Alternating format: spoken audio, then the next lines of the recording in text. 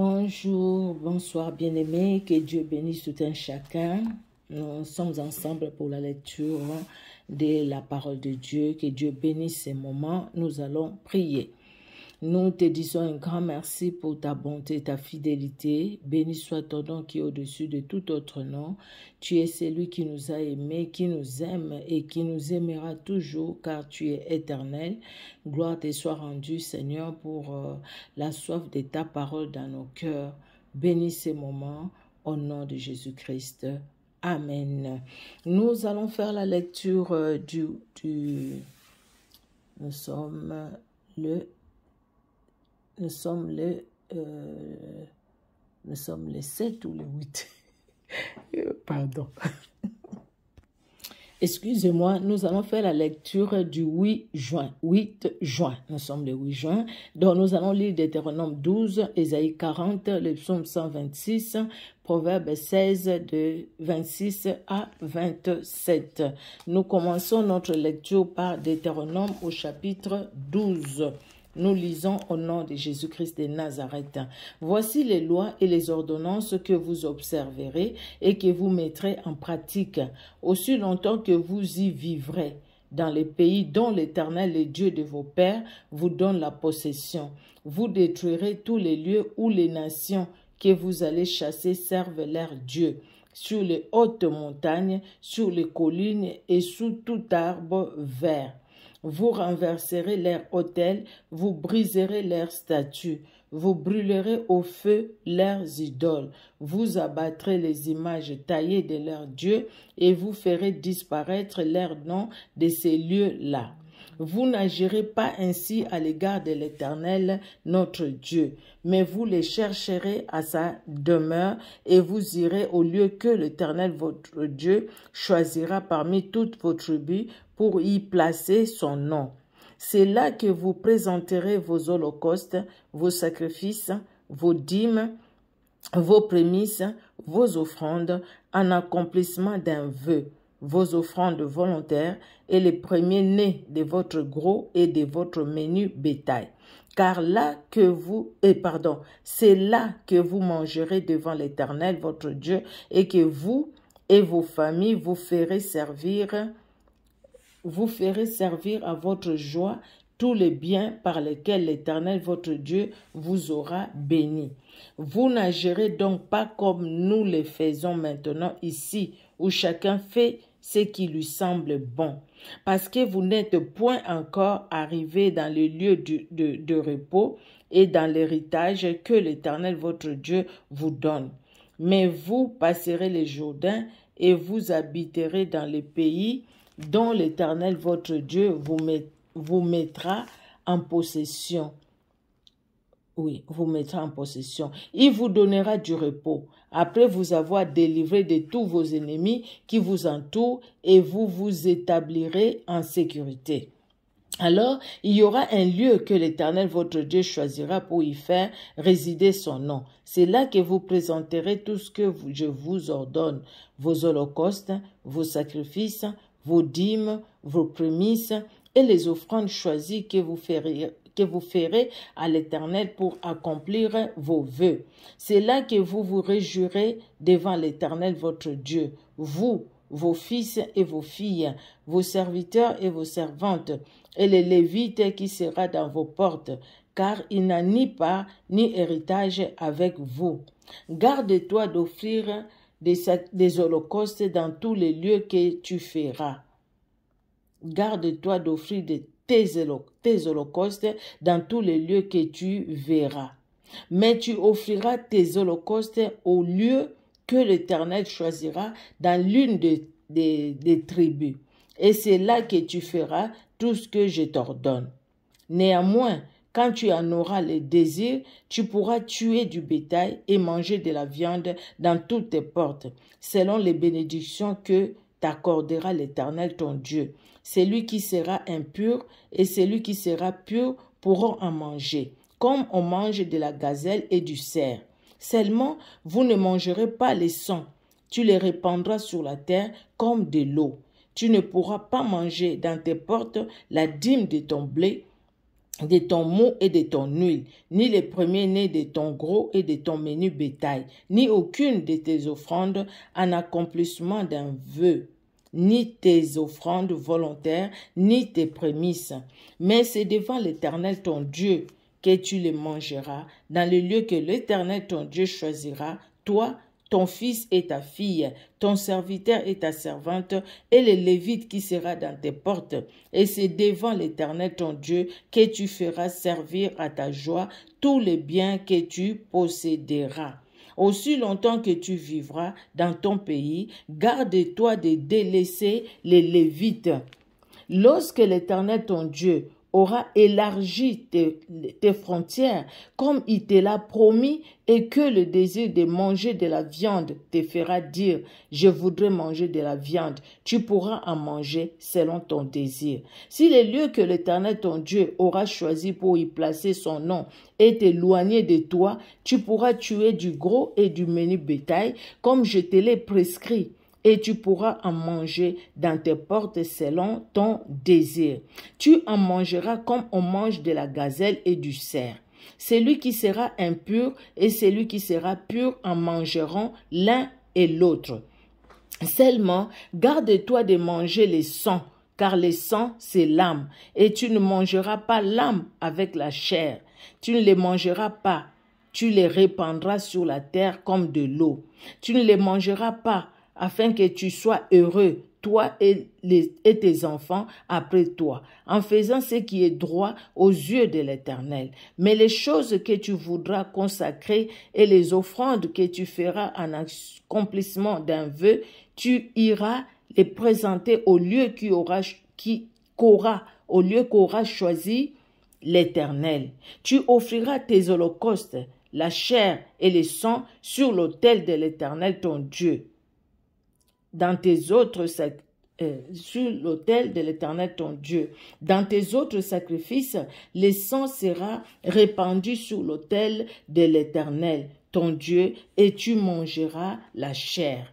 Garde et écoute toutes ces choses que je t'ordonne, afin que tu sois heureux, toi et tes enfants après toi, à perpétuité, en faisant ce qui est bien et ce qui est droit aux yeux de l'Éternel ton Dieu. Lorsque l'Éternel ton Dieu aura exterminé les nations que tu vas chasser devant toi, lorsque tu les auras chassées et que tu te seras établi dans leur pays, garde-toi de te laisser prendre au piège en les imitant. Après qu'elles auront été détruites devant toi, garde-toi de t'informer de leur Dieu et de dire comment ces nations servaient-elles leur Dieu. Moi aussi je veux faire de même. Tu n'agiras pas ainsi à l'égard de l'Éternel ton Dieu, car elles servaient leur Dieu en faisant toutes les abominations qui sont odieuses à l'Éternel, et même elles brûlaient au feu leurs fils et leurs filles en l'honneur de leur Dieu. Vous observerez et vous mettrez en pratique toutes les choses que je vous ordonne. Vous n'y ajouterez rien et vous n'en retrancherez rien. C'est la parole de l'Éternel, que Dieu soit honoré par sa parole. Et la parole de Dieu n'a pas changé. Les Ésaïe 40. Ésaïe chapitre 40. Nous lisons la deuxième lecture. Consolez, consolez mon peuple, dit votre Dieu. Parlez au cœur de Jérusalem et criez-lui que sa servitude est finie, que son iniquité est expiée, qu'elle a reçu de la main de l'Éternel au double de tous ses péchés. Une voix crie: préparez au désert les chemins de l'Éternel, aplanissez dans les lieux arides une route pour notre Dieu.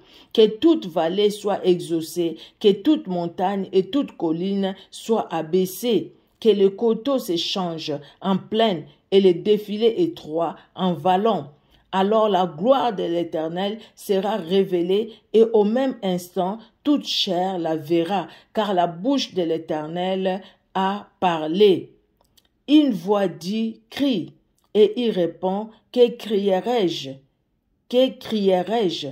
Toute chair est comme l'herbe, et tout son éclat comme la fleur de champ. L'herbe sèche et la fleur tombe, Quand le vent de l'Éternel souffle dessus, certainement le peuple est comme l'herbe. L'herbe est sèche, la fleur tombe, mais la parole de notre Dieu subsiste éternellement. Alléluia. Monte sur une haute montagne, Sion, pour publier la bonne nouvelle. Élève avec force ta voix, Jérusalem, pour publier la bonne nouvelle. Élève ta voix, ne crains point. Dis aux villes de Juda, voici votre Dieu. Voici, le Seigneur l'Éternel vient avec puissance et de son bras, il commande. Voici, le salaire est avec lui et les rétributions le précèdent. Comme un berger, il paîtra son troupeau. Il prendra les agneaux dans ses bras et les portera dans son sein. Il conduira les brebis qui allaitent. Qui a mesuré les eaux dans les creux de sa main, pris les dimensions des cieux avec la pomme et ramassé la poussière de la terre dans un tiers des mesures? Qui a pesé les montagnes au crochet et les collines à la balance? Qui a sondé l'esprit de l'Éternel et qui l'a éclairé de ses conseils? Avec qui a-t-il délibéré pour en recevoir de l'instruction? Qui lui a appris les sentiers de la justice? Qui lui a enseigné la sagesse et fait connaître les chemins de l'intelligence? Voici, les nations sont comme une goutte d'un seau. Elles sont comme de la poussière sur une balance. Voici, les îles sont comme une fine poussière qui s'envole. Le Liban ne suffit pas pour le feu et ses animaux ne suffisent pas pour l'holocauste. Toutes les nations sont devant lui comme un rien. Elles ne sont pour lui que néant et vanité. À qui voulez-vous comparer Dieu? Et quelle image ferez-vous son égal? C'est un ouvrier qui fond l'idole, et c'est un orfèvre qui la couvre d'or, et il soude les chaînettes d'argent. C'est lui que la pauvreté oblige à donner peu, choisit un bois qui résiste à la vermoulure. Il se procure d'un ouvrier capable pour faire une idole qui ne branle pas. Ne le savez-vous pas? Ne l'avez-vous pas appris? Ne vous l'a-t-on pas fait connaître dès le commencement? N'avez-vous jamais réfléchi à la fondation de la terre? C'est lui qui est assis au-dessus du cercle de la terre, et ceux qui l'habitent sont comme des sauterelles. Il étend les cieux comme une étoffe légère, il les déploie comme une tente pour en faire sa demeure. C'est lui qui réduit les princes au néant et qui fait des juges de la terre une vanité. Ils ne sont pas même plantés, pas même sémés. Leur tronc n'a pas même des racines en terre. Il souffle sur eux et il se dessèche. Il souffle sur eux et il se dessèche. Et un tourbillon les emporte comme les chaumes. À qui me comparerez-vous pour que je lui ressemble? Dit les saints. Levez vos yeux en haut et regardez. Qui a créé ces choses? Qui fait marcher en ordre leur armée? Il les appelle toutes par leur nom, par son grand pouvoir et par sa force puissante. Il n'en est pas une qui fasse défaut. Pourquoi dis-tu, Jacob? Pourquoi dis-tu, Israël? Ma destinée est cachée devant l'Éternel. Mon droit passe inaperçu devant mon Dieu. Ne le sais-tu pas? Ne l'as-tu pas appris? C'est le Dieu d'éternité, l'Éternel qui a créé les extrémités de la terre. Il ne se fatigue point, il ne se lasse point. On ne peut sonder son intelligence. Il donne de la force à celui qui est fatigué et il augmente la vigueur de celui qui tombe en défaillance. Les adolescents se fatiguent et se lassent, et le jeune homme chancelle. Mais ceux qui se confient en l'Éternel renouvellent leur force. Ils prennent le vol comme les aigles. Ils courent et ne se lassent point. Ils marchent et ne se fatiguent point. Alléluia. Quelle grâce que nous avons bien aimé de connaître ces grands dieux, ces puissants dieux. Alléluia. Nous pouvons encore relire ces passages merveilleux. Alléluia. La parole de Dieu, toute la parole de Dieu, elle est merveilleuse. Les psaumes 126. Cantique des degrés. Quand l'Éternel ramena les captifs de Sion, nous étions comme ceux qui font un rêve. Alors notre bouche était remplie de cris de joie et notre langue des chants d'allégresse. Alors on disait parmi les nations, l'Éternel a fait pour eux de grandes choses. L'Éternel a fait pour nous de grandes choses. Nous sommes dans la joie. L'Éternel ramène nos captifs comme des ruisseaux dans les midis. Ceux qui sèment avec larmes moissonneront avec chant d'allégresse. Celui qui marche en pleurant quand il porte la sémence revient avec allégresse quand il porte ses gerbes. Que Dieu bénisse sa parole. L'Éternel a fait pour nous des grandes choses. Alléluia. Un frère chez moi qui dit Kola la kolamuka est habitude de dormir et se réveiller, ce n'est pas une habitude, mais c'est une grâce. Le Seigneur fait pour nous de grandes choses. Quand nous dormons, il veille sur nous. Il nous garde, il nous protège. Les Proverbes 16 de 26 à 27. Nous lisons, celui qui travaille, travaille pour lui, car sa bouche l'y excite. L'homme pervers prépare les malheurs, et il y a sur ses lèvres comme un feu ardent. Que Dieu bénisse sa parole, bien-aimée. Nous prions.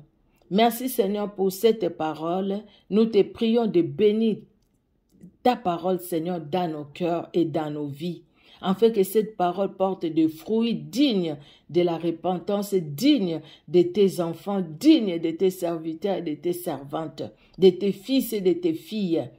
Merci Seigneur de bénir la personne qui suit cette lecture biblique sur Facebook et celui qui la suit sur YouTube.